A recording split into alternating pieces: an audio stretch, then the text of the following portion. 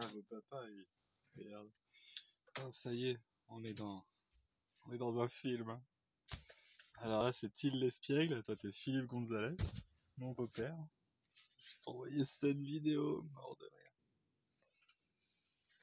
Alors, non, j'ai envie de blaguer. En ce moment, je blague dans ma tête, donc je dis, c'est vrai que t'as beaucoup entendu de la virulence, du propos blessant, j'ai envie de dire. Non mais attends, quand t'es assis, chips coca, tranquille, devant mes phrases et devant mes blagues, obligé à un moment, il y en a un qui rigole un peu quand même. Et alors, je disais, beau papa, quand dans 10 ans, 20 ans, on sera là au bord d'une piscine, la tienne, la mienne, celle de mon fils, peu importe, à siroter un petit Ricard ballon, tant les cigales, quand je me tournerai vers toi, je dirai, non mais attends, tu m'as quand même dit, moi le père de ton petit-fils, dans une situation de merde où mon fils est bloqué avec toi, euh, ne rentre pas chez moi. Enfin, j'appelle les gendarmes, intrusion à domicile, tout ça.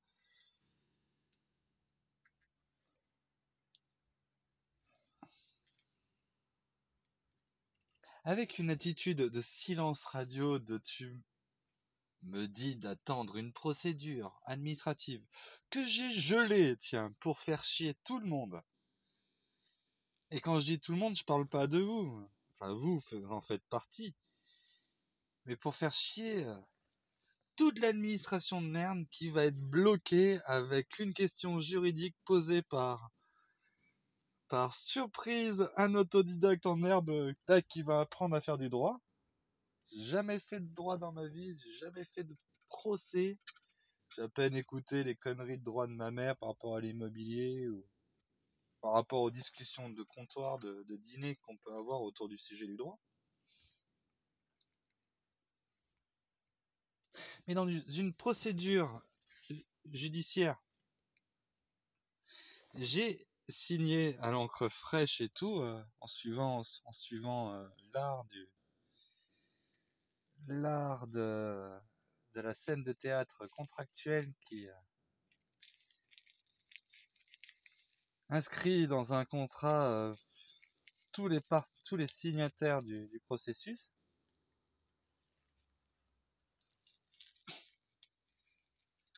J'ai rédigé un appel manuscrit avec des annexes, avec un texte de loi en référence, tout bien, pour faire un appel de la décision de dessaisissement, ordonnance de dessaisissement qui transfère l'autorité juridictionnelle de la Réunion à Bordeaux.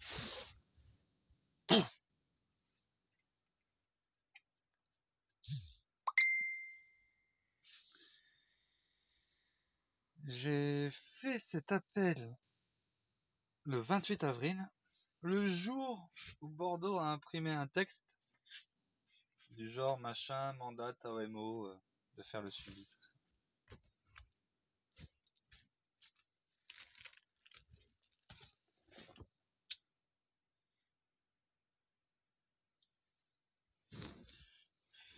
C'est peut-être un grand film porno, hein, et mon appel en réalité ne sert à rien, et ils vont dire on s'en bat les couilles, Bordeaux va juger tout ça. Mais il y a une possibilité que mon appel ait servi à quelque chose, et vu qu'ils n'ont pas fait d'audience pour se tuer sur l'appel, eh ben qu'ils soient tous bloqués en fait.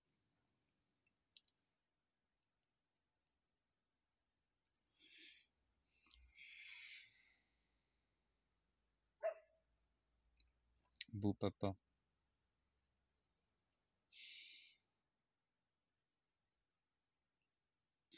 La logique économique. Tu vois, quand je vais prendre un loyer, là, payer 3000 € à l'année, là. 3600 €. Eh ben, c'est 3600 € de moins pour qui? Eh ben, pour mon fils. Je n'ai pas le travail régulier, mensualisé. Je pourrais avoir une rente avec la maison, je pourrais avoir un capital en la vendant.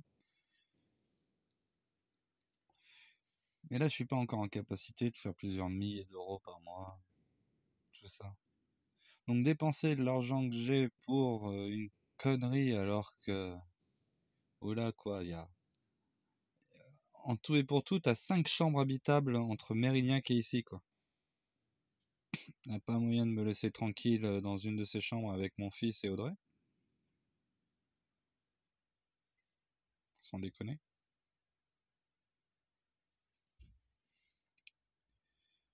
Parce que, et encore, hein, si il fallait que moi je paye, encore, j'ai pas assez payé la Réunion, mais que je paye une chambre habitable quelque part ici, ben je peux le faire, hein. Là, dans une semaine, si tu veux, je nous fais emménager dans un appart propre. Non, non, il faut que je prenne un loyer qui me sert à rien tout seul pour voir mon fils une fois tous les 1000 ans quand l'AOMO va bouger son cul ou que le juge va nous donner une audience.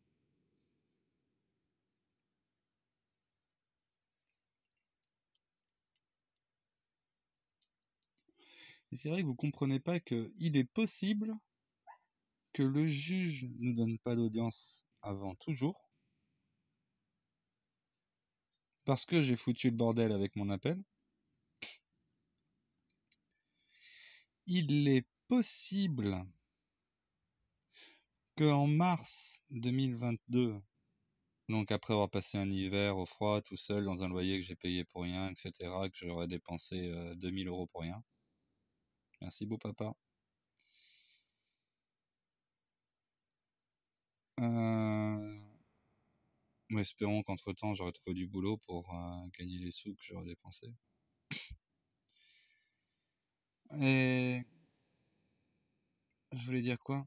Eh oui, et quand on aura dépassé la date de mars pour un jugement, et là, ça sera le flou pour tout le monde. Qu'est-ce qu'on a le droit de faire? Qu'est-ce qu'on n'a pas le droit de faire? Est-ce qu'il est judicieux de relancer les juges qui nous ont oubliés? Est-ce qu'on peut partir à Tahiti? Est-ce qu'on a encore le droit de partir à Tahiti sans le vaccin? Tu vois, beau papa, si à la place d'aller en Corse, tu avais déposé mon fils à Tahiti, tu l'aurais mis à l'abri de la vaccination.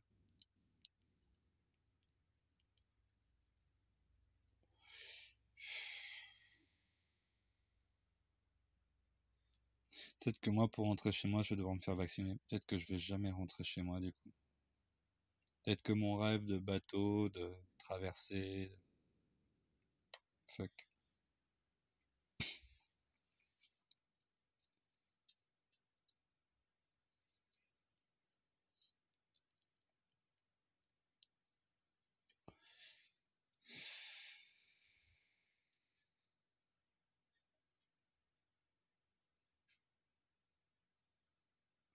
Qui a appelé la gendarmerie pour dire blabla blabla?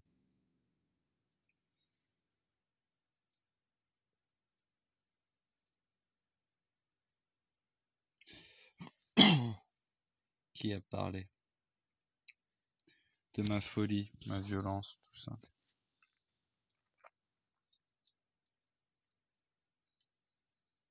En qui puis-je faire confiance?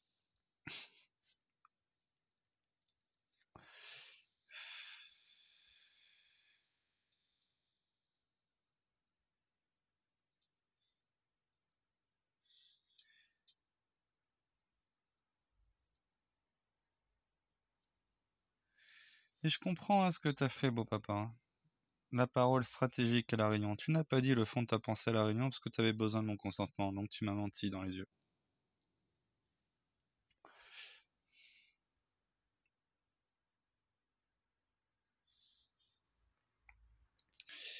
Il y a un truc où t'as pas été malin, beau papa.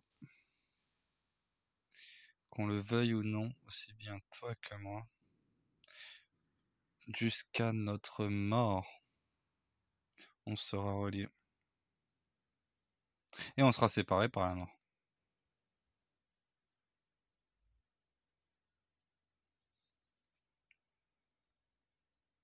Simplement parce que c'est mon fils.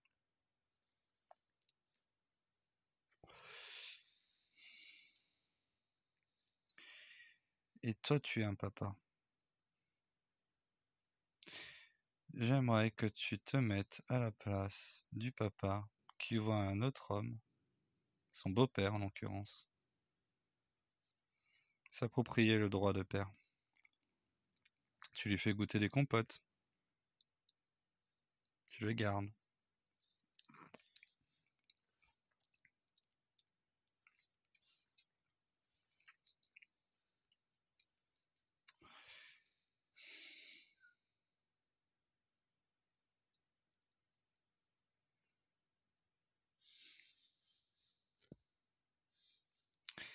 Inutile de t'exprimer la colère que ça provoque en moi.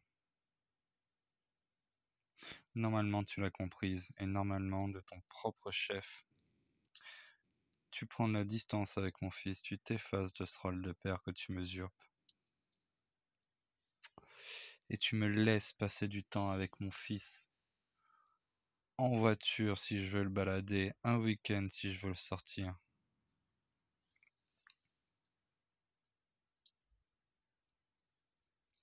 Parce que tant que j'aurais pas retrouvé cette situation avec mon fils,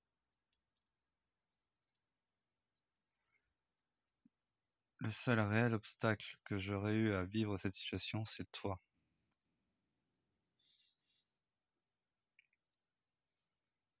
Et imagine la force mentale qu'il faut pour un homme qui veut être avec son fils, le voir grandir, l'élever, lui apporter tout ce qu'il y a de mieux, éviter qu'il bouffe ce plastique bio, caoutchouc naturel, et qu'il lui mette une vraie coco dans la bouche.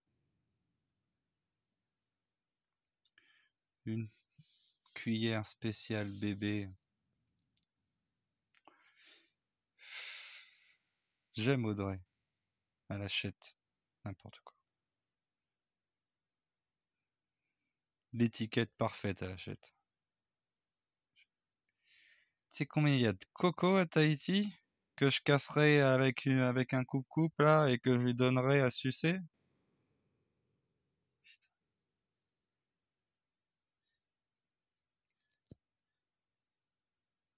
Je pourrais même faire de la purée de coco, tiens. Putain. La diversification alimentaire à Tahiti avec du thon cru, quoi.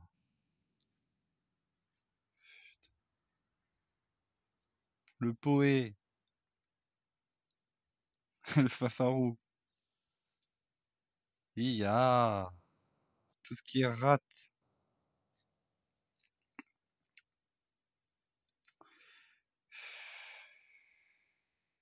Allez, Mei, Toufenoa Tahiti, Titoy.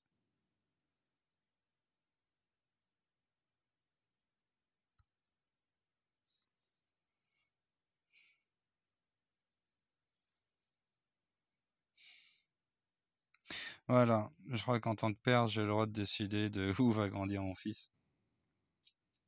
Ça se fait conjointement avec la maman, mais après, voilà, quoi. Débat posé, où est-ce qu'on va s'installer? Qu'est-ce que c'est ton plan? Aide sociale, assistanat en France, logement, au milieu du nuage de sauterelle quand ça va péter, pucer, vacciner. Et quoi d'autre? Ah oui, Tahiti, un bateau, le lagon, une monnaie locale, la possibilité d'acheter du terrain, d'en vendre.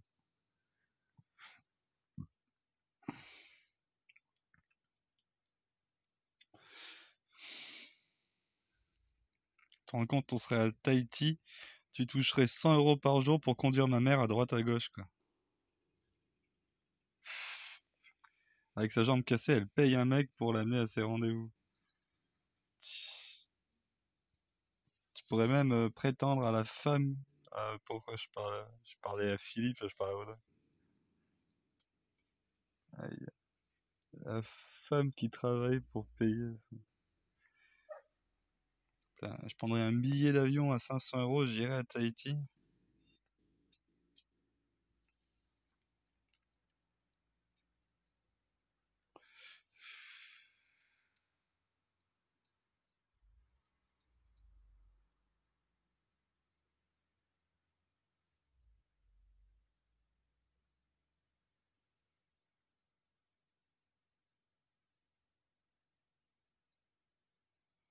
Enfin bref. Eh non, il va louer un studio de merde à Villefranche-de-Longchamp. Ah non, un T2, pas un studio.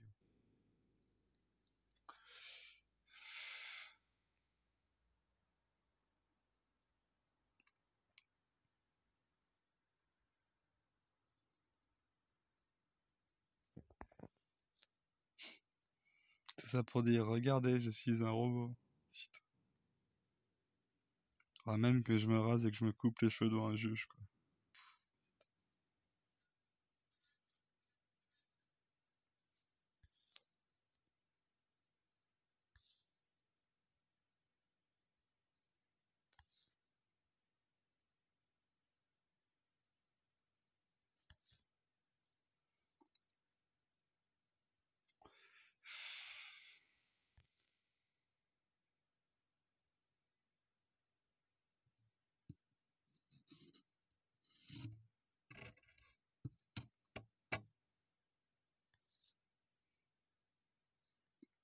Ah oui, je suis en train de penser au silence.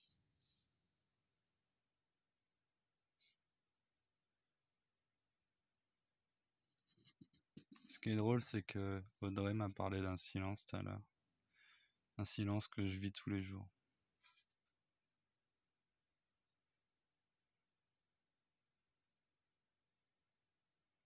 J'aimerais que mon silence soit perturbé par les cris de mon bébé.